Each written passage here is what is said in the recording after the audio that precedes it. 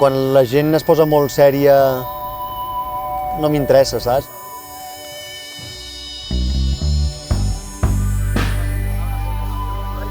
Prefereixo que hi hagi una essència també de joc, d'entreteniment.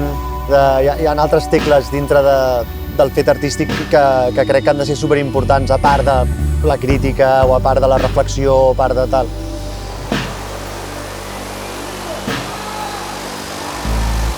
Jo a vegades penso què pensaria jo de les nostres obres si no l'hagués fet jo.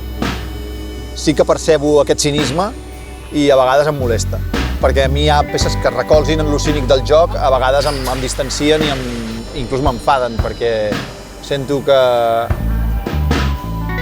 s'estan fent des d'un privilegi que et permeten ser cínic i escudar-te en lo cínic, és a dir, que sí que sento que a vegades fem això. Però anem on estàvem. Però és com que torno a la idea que crec que no ens en sabem escapar. I potser també això és un dels motors de l'espectacle.